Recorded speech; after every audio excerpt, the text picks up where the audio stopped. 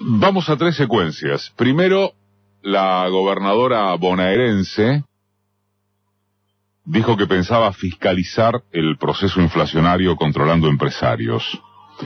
Una jugada obviamente preparada para solventar la imagen sensible de Mariu, a la que le siguió la patrulla mediática gubernamental con el anuncio de que Casa Rosada piensa hacer otro tanto, controlar empresarios.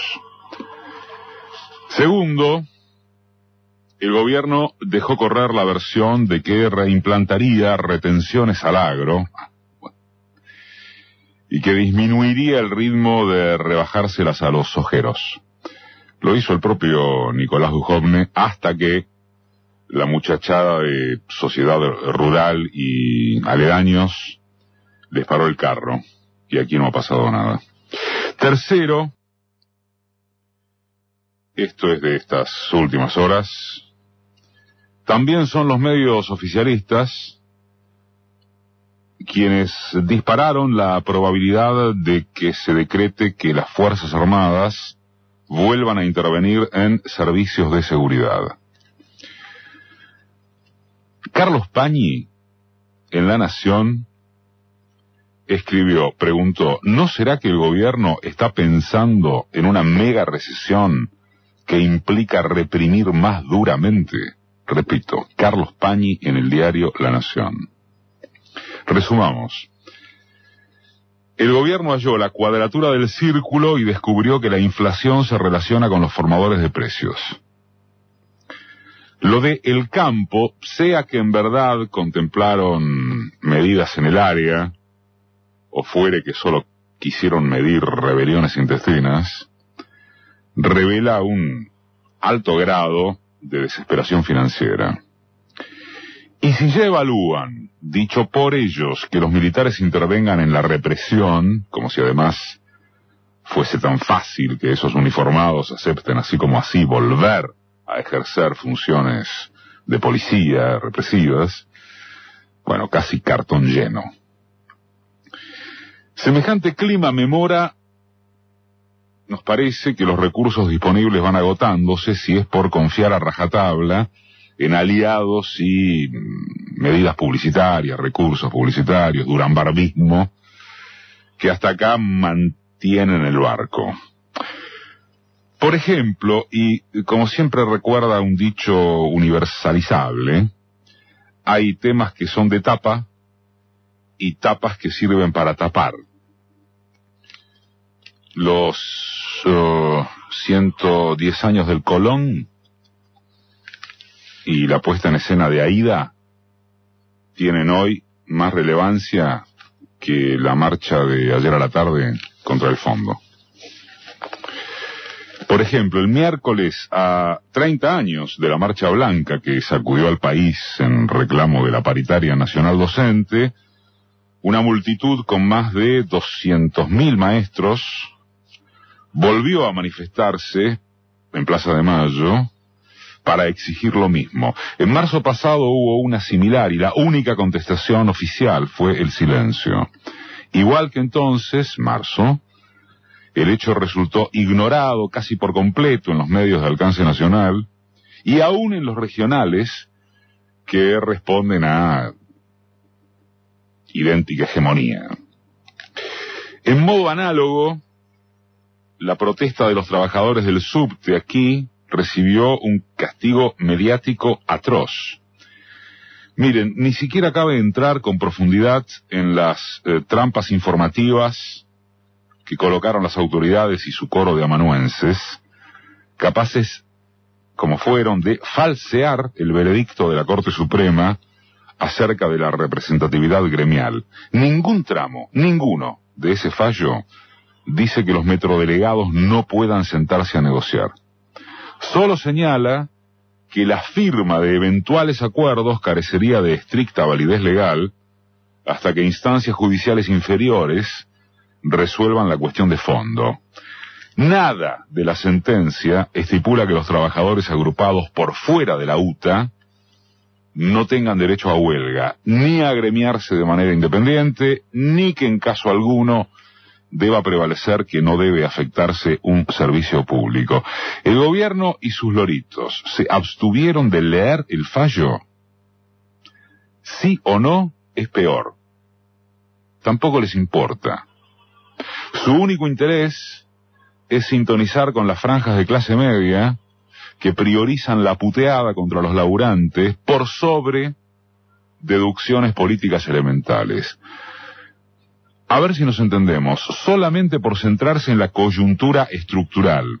Hay un gobierno que en 20 días quemó 10.000 millones de dólares para sostener especulación cambiaria, que termina arrodillado en el Fondo Monetario para que le banque la parada de calmar a los mercados, que reafirma unas tasas de interés inéditas en el mundo para evitar una inflación ya desbordada y mucho más grande que la dejada por el kirchnerismo.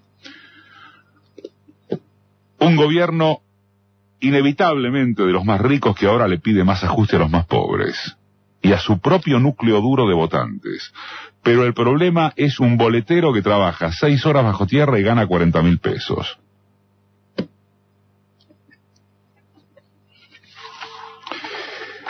De vuelta a las analogías, también acontece que los gremios docentes toman a los pibes de rehenes, con sus paros reiterativos e inútiles, y con sus marchas de igual dirección, porque de todas formas el gobierno no escucha.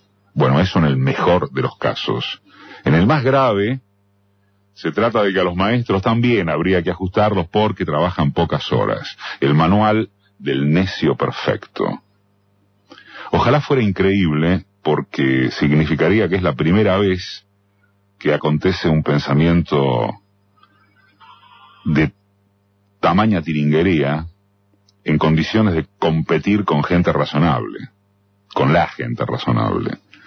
Ocurre que ya sucedió chiquicientas veces y de memoria reciente. Es el gobierno que lo impulsa.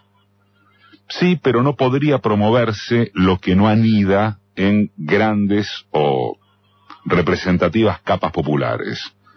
No habría aparato mediático que fuese apto para adormecer conciencias hasta tales extremos si no hubiere un caldo de cultivo social con suficiente volumen como para sustentarlo. Repetitivo, también, igual que la historia. Sin embargo, los argentinos de las muchas minorías intensas demuestran que esa foto de desconciencia política está lejos de ser la única, muy lejos. Si no fuera por ellas, por esas minorías intensas, todo hubiera sido más difícil de lo que es desde finales de 2015. De facto, cuando la derecha de la derecha le cuestiona al gobierno su patíbulo gradualista, el macrismo se defiende arguyendo que no hubo ni habrá espacio político y callejero para intentar un ajuste terminal. Hablar de sociedad adormecida es un concepto totalizadoramente frívolo. No existe una sociedad. Existen componentes diversos que la constituyen en formas asimilables y diferenciadoras a la vez. Valga el ejemplo de acá, de la ciudad de Buenos Aires, que históricamente concentra un grueso del voto gorila, incluso en las etapas de auge del peronismo o de las fuerzas progresistas, y según se ratificó en las últimas elecciones distritales. Tan cierto es eso como que, empero, resulta el lugar donde más se concentra y activa la resistencia a Macri. La que se difunde, por tratarse del foco donde atiende Dios, y la efectivamente comprobada. Son las dos cosas. Simplotes, abstenerse. Mientras tanto, el gobierno sigue rumbo a su inevitable choque triple. Contra los sectores medios ya embroncados, arrepentidos de allegarle el voto en 2 oportunidades consecutivas. Contra el escenario local, que en su establishment se divide entre los partidarios de la devaluación y los de la dolarización que extinga la moneda local. Básicamente, los unos ligados al complejo agroexportador y a los bienes transables con el exterior, los otros, los dolarizadores, bancos y empresas privatizadas de servicios públicos. Por último, o en principio, como se quiera, choque contra una escena internacional en la que ya tomaron nota de un gobierno que es tan de timberos genéticos como de gente políticamente lerda o impedida para arreciar cuanto se necesite en la batalla versus quienes menos tienen. El interrogante, para variar, sigue consistiendo en el cuándo de la conjunción de los choques y en la capacidad opositora para querer saber y poder sacarse de encima esta pesadilla. Lo demás, genéricamente descripto, está tan claro como aquello de la diferencia entre explicar la realidad y disponerse a modificarla. Esta audiencia creo que sabe que casi nunca ejercemos autorreferencialidad. Pero esta vez, en este cierre, vamos a hacer una excepción.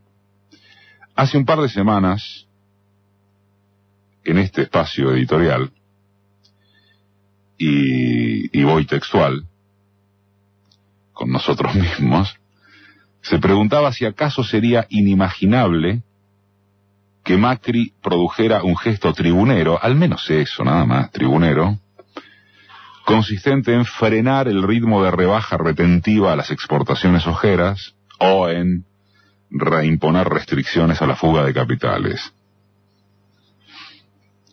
Y decíamos, sí, no existe.